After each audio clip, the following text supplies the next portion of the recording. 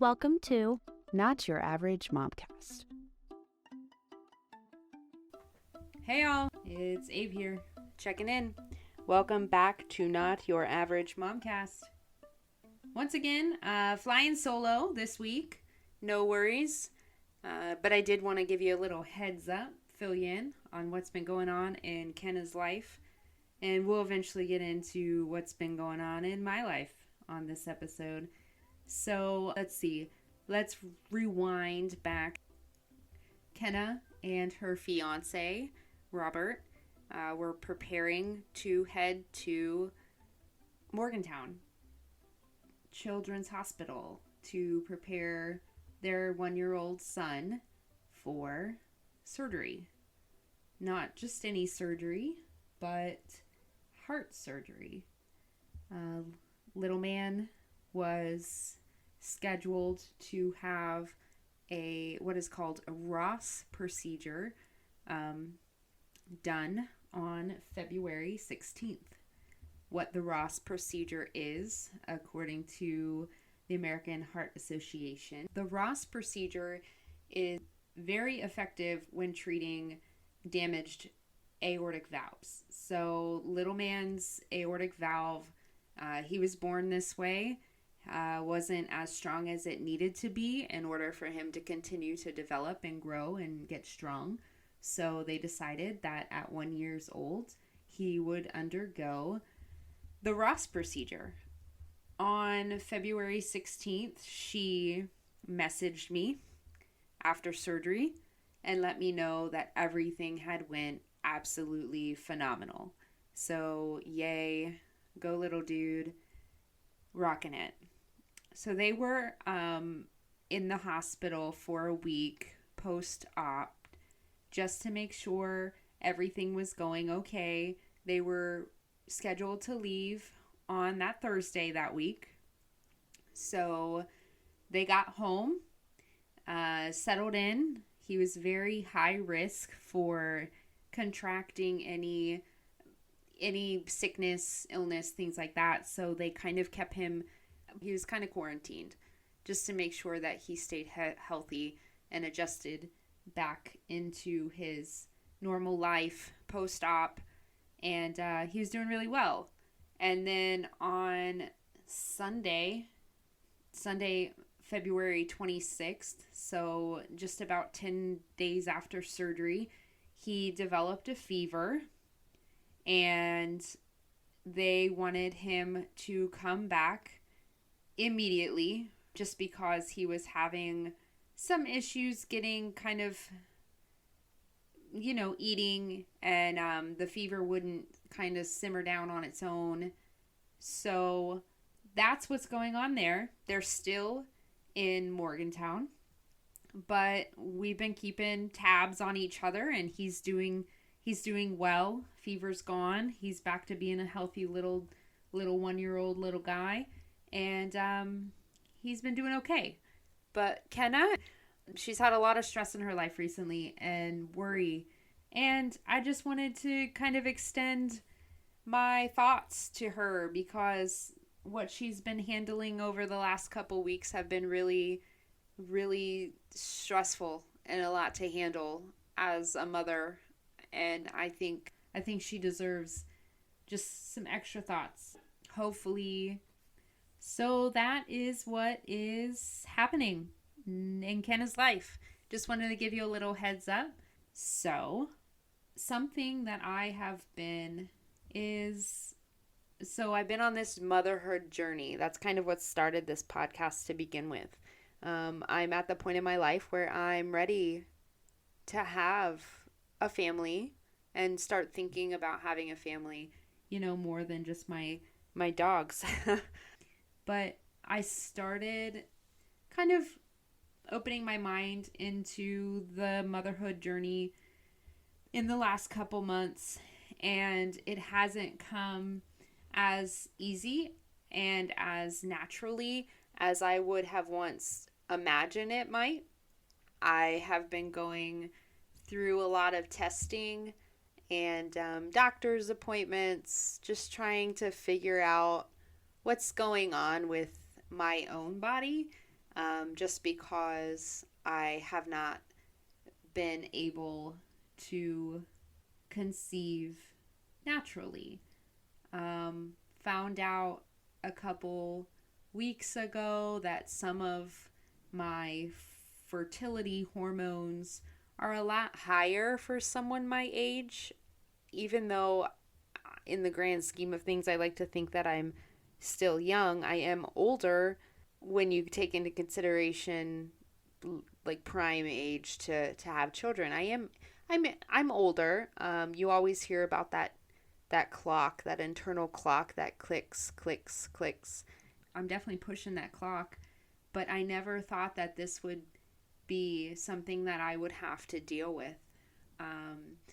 But I have a really great doctor, and she's been very informative and understanding, and has laid out this awesome plan that we hope to figure out together what is going on and what are the answers that I will need to find out some answers in order for a family to start. So that's kind of what I've been dealing with over the last couple weeks, months, my own personal motherhood journey. I know I'm not alone.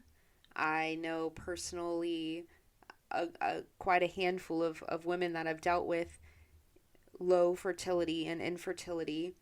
Like I said, it's not something that I guess you think you're ever going to be faced with, because conceiving and having children is just a part of what is life for most people.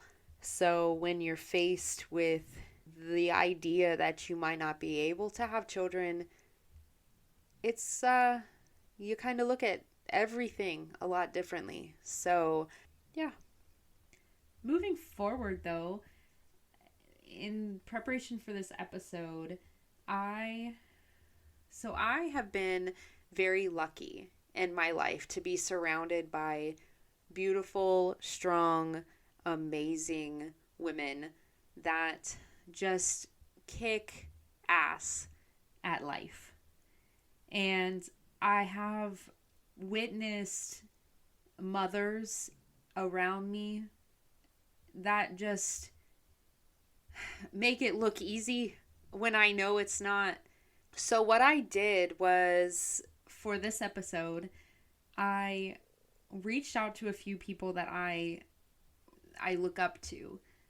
I asked them to define what motherhood meant to them.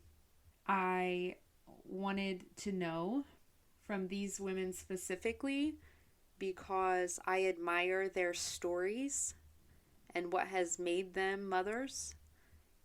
And I just thought some of their definitions of motherhood might be something to share. I feel like people can relate to this, whether you are a mother, whether you're an aunt, whether you're a son, whether you're a daughter, whether anything. We all have a mom. We all have someone in our life that we look up to, that takes that mother role in our life. And as I continue to prepare myself for that role, I hope to take one day my first motherhood definition. My cousin is 27 years old. She was a young mom, and she struggled like any young mother might. And her first relationship with her son's father did not work out. And everything, whether it happens for a reason or not, if you believe that, she was blessed to find her now husband. He came into their relationship with 3 children of his own. So she became a mother of 4 very quickly on, and has embraced that role and that challenge with such grace that I look at her and just, most days I don't have words to describe my respect and admiration for her. This was her definition of motherhood. To me, motherhood is the greatest gift I have ever been given. Going into motherhood at such a young age was one of the most terrifying and rewarding things God has ever placed in my lap. Max has been the light of my life since I first welcomed him into the world. Each year, as he grows into the intelligent, sweet young man, I get to look back and smile because he's mine. He makes me so proud in everything that he does. Now, from a stepmom point of view, I am blessed to say I am a stepmom to 3 wonderful children. They have opened my eyes to see what it is like to love someone just as much as you love a child that you yourself created. I am proud to have them as my children, as if I was the one who created them. I get to see them grow and help mold them into the bright, loving people I know they are. Overall, motherhood is a beautiful thing. It is hard to put into words the fullness that your heart feels and that it gives you. It is and always will be the thing I am most proud of being. I'm not just a mom, but I am also a stepmom. I get to love them all, and it is honestly the best feeling in the world. The next person that I chose is, I've worked with her for a few years now. She's a bold, beautiful, bright ray of sunshine in my life. I am thankful to have her as a friend. I know I'm not alone. She equally uses me as a therapist, someone that we all have someone that we can trust wholeheartedly. That's not like our family or significant other, things like that. This woman I would trust with my life. She truly is an amazing spirit. I'm very honored and lucky to know her. So a little bit about her story. She has been with her significant other since they were teenagers, young love. She's just about my age now. She just turned 30, actually. Happy 30th. She literally became a mother overnight. So she was told she couldn't have children years ago, and she kind of just accepted it. She struggled with it, but she accepted it, and she said, that is what my life journey is supposed to be. And she just went with it.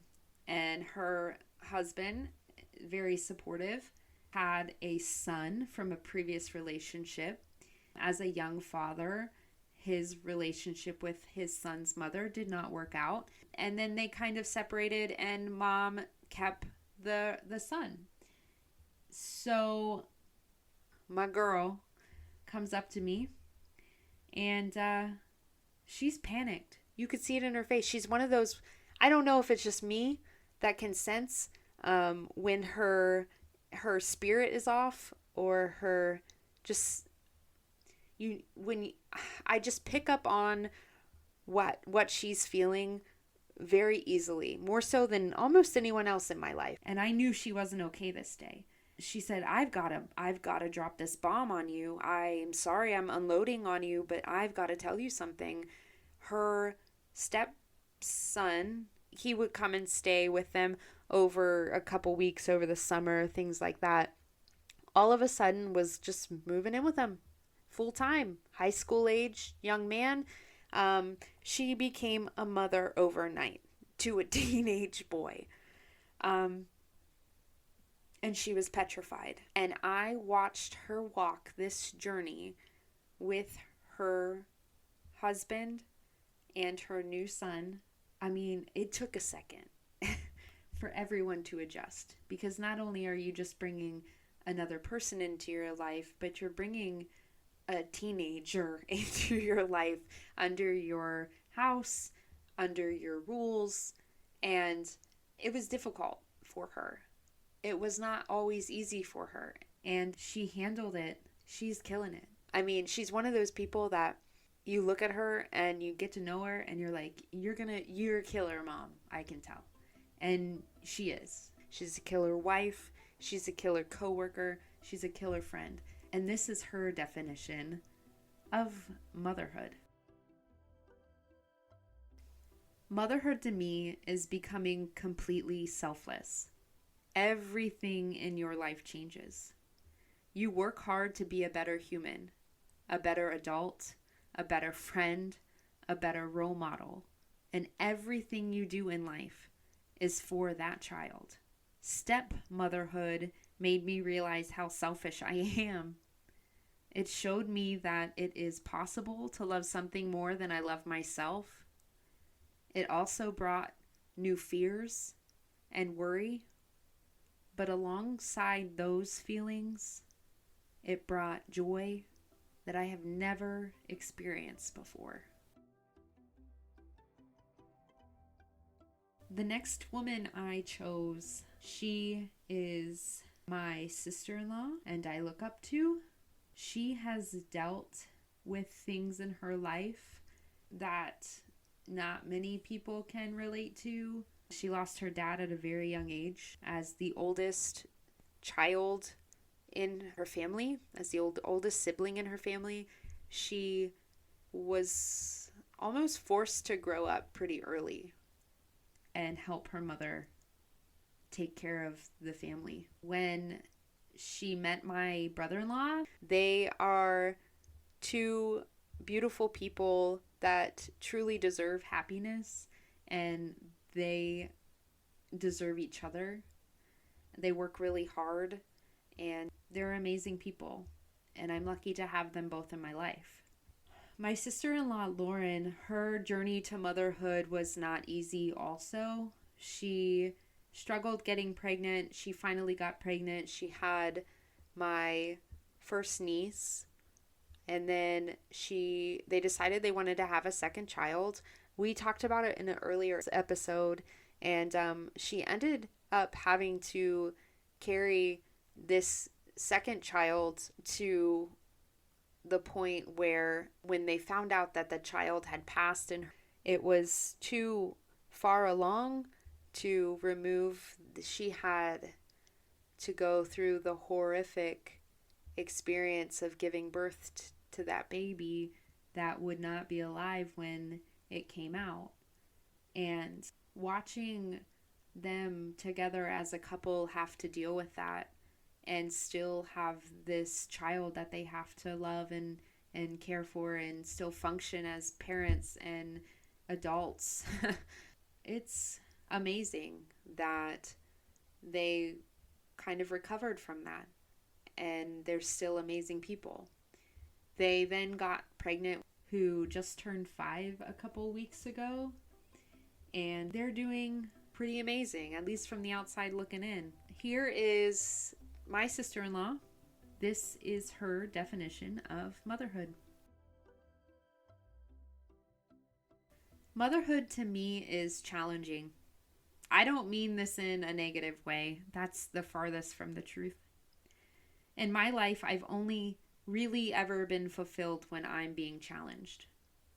The challenges come in the large and in the small decisions that I make daily. Decisions that keep my children happy, safe, healthy, instill manners and empathy, teach respect, shower them with love, and ultimately help them grow into good humans. My children challenge me to be a better version of myself. On the hard days, they give me my purpose to move forward and find strength when I think I have nothing left.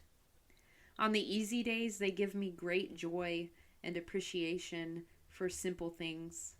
Tickle fights, circles of love, giggles, tiny fingers patting my back, silly songs, and just lots of love.